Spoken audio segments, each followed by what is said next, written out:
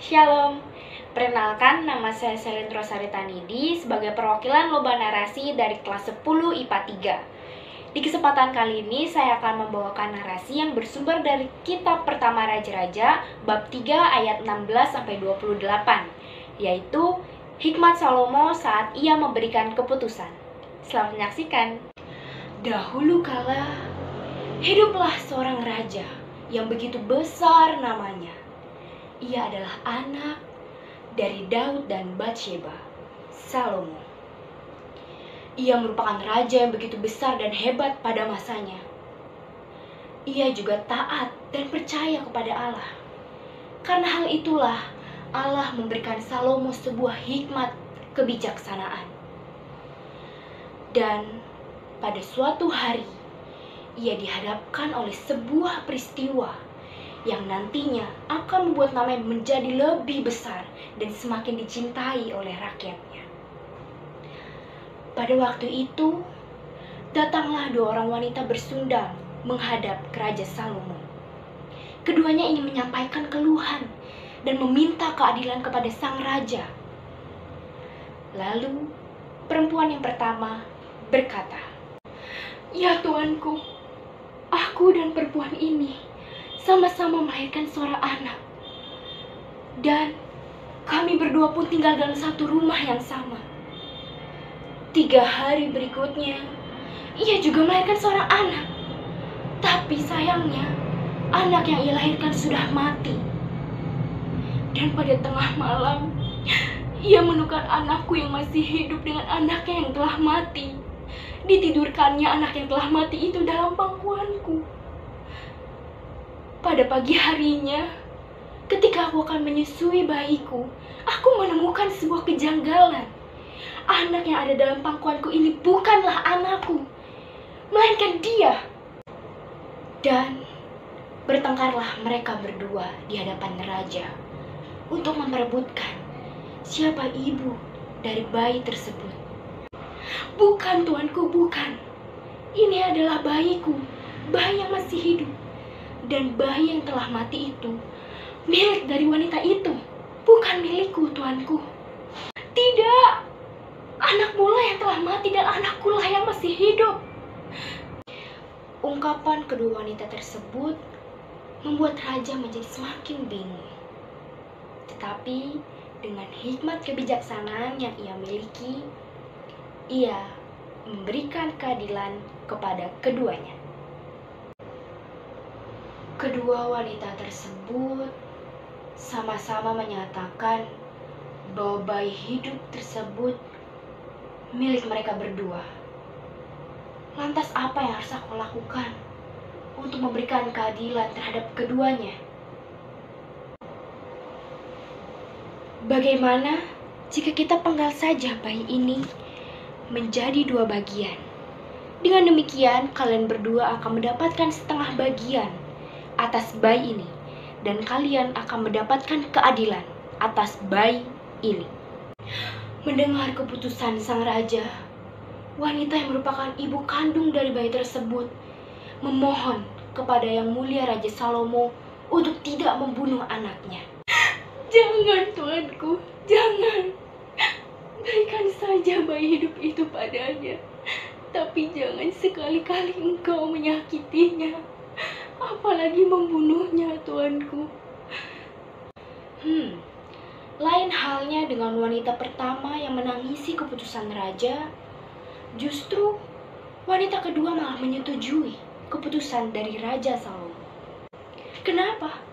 Biarkan saja bayi itu dipenggal, supaya aku dan dirimu sama-sama tidak memiliki hak atas bayi itu. Cukup. Dengan demikian, aku sudah tahu siapa ibu kandung dari bayi ini.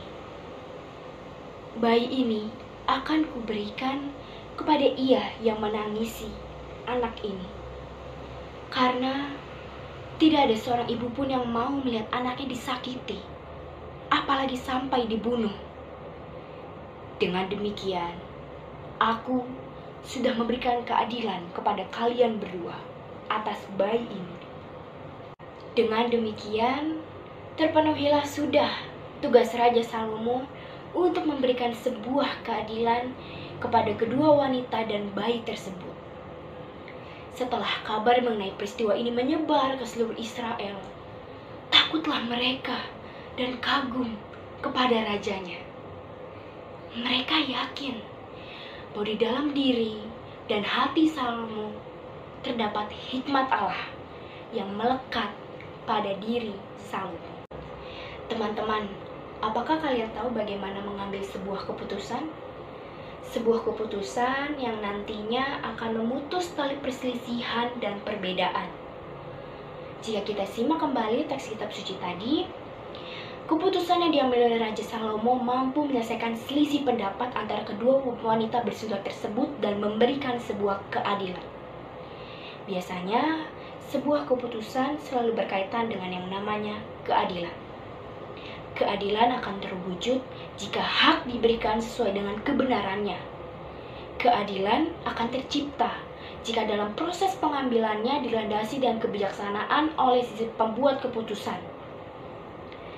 Membuat keputusan bukan hanya semata-mata penyelesaian masalah secara harafiah. Untuk menyelesaikan suatu masalah, kita tidak bisa memandang dari hanya satu sisi sudut pandang. Dalam pengambilan keputusan, diperlukan juga sebuah kesadaran, yang mana kita harus mampu membedakan mana yang baik dan mana yang buruk. Dan biasanya, itu kita sebut sebagai kebijaksanaan. Seseorang yang bijaksana biasanya akan mendengarkan terlebih dahulu kronologis permasalahannya bagaimana. Seseorang yang bijaksana bukan tipe orang yang langsung mencap, menilai, atau berprasangka buruk terhadap suatu hal yang belum jelas kenyataannya. Seseorang yang bijaksana tidak akan membiarkan fakta berubah menjadi kebohongan dan kebohongan berubah menjadi fakta. Dengan kebijaksanaan, seseorang akan lebih mudah untuk membandingkan dua atau lebih perspektif dengan aturan, norma, dan hukum-hukum kebenaran yang ada. Mari kita lihat kembali tindakan Raja Salomo dalam kutipan teks pertama Raja-Raja tadi. Sang Raja berlaku adil kepada keduanya. Sang Raja memberikan kesempatan kepada keduanya untuk menyampaikan keluh kesah dan pembelaannya. Setelah mendengar dari keduanya, terdapat sebuah tugas, terdapat sebuah tuntutan di bahu Sang Raja untuk memberikan sebuah keadilan. Tapi karena kepercayaan dan ketaatan yang kepada Allah, ia diberkati dengan sebuah hikmat kebijaksanaan. Dan karena hikmat tersebut, Raja Salomo mampu membuat sebuah keputusan, mampu membuat sebuah jalan keluar yang memberikan keadilan kepada kedua wanita dan bayi tersebut. Tapi, apakah akan sama untuk membuat sebuah keputusan dan memperoleh keadilan di zaman modern ini? Majunya suatu zaman berarti meningkatnya juga standar hidup dan tantangan dalam era tersebut. Serba-serbi di zaman ini adalah tentang kecanggihan dan berbalut teknologi. Majunya suatu peradaban berarti di situ juga terdapat peningkatan akan egoisme dan keserakahan manusia.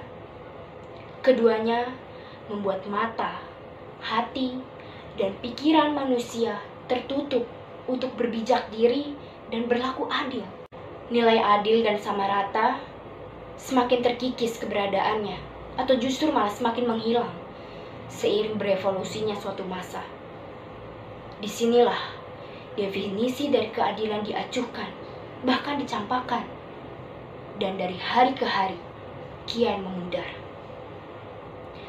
Ingatkah teman-teman akan peristiwa demo beberapa hari yang lalu? Apakah peristiwa demo tersebut tidak memiliki alasan kuat untuk dilakukan? Para mahasiswa dan mahasiswi yang mana menjadi perwakilan dan wadah aspirasi rakyat menuntut sebuah keadilan dan pertanggungjawaban dari pihak yang bertanggung jawab, dari pihak yang bersangkutan. Harusnya dengan peristiwa tersebut kita semakin sadar bahwa keadilan di negara kita ini semakin luntur, semakin menghilang.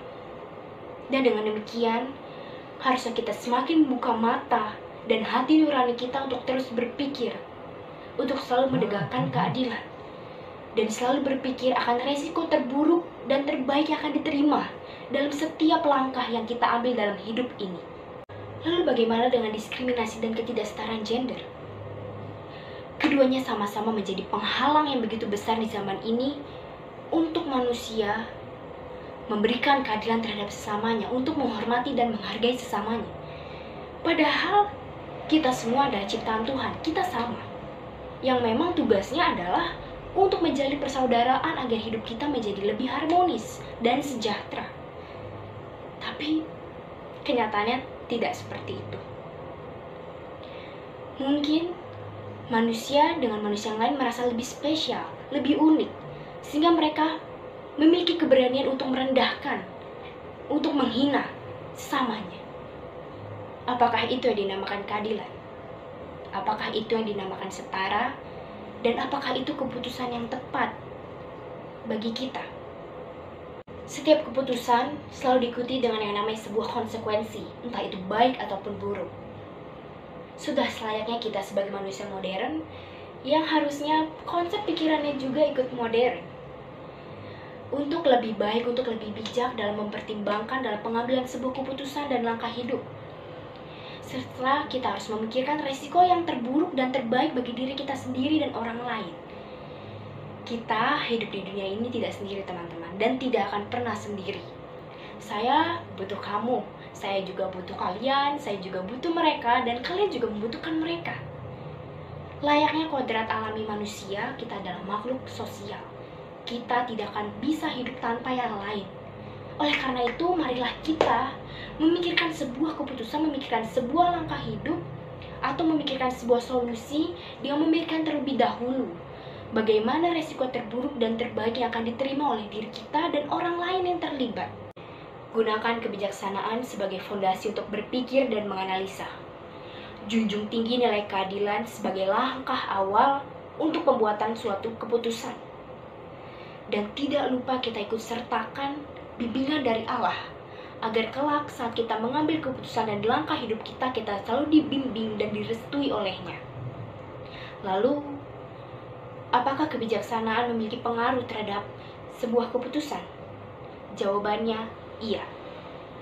Majunya sebuah peradaban berarti meningkatnya juga standar hidup dan tantangan manusia kala itu. Kita tidak pernah tahu tantangan itu akan menjadi jurang yang akan menjerumuskan kita atau justru menjadi jembatan yang akan menuntun kita menuju masa depan yang lebih baik. Kita tidak pernah tahu dan kita tidak pernah mengerti apa yang Tuhan rencanakan untuk masa depan kita.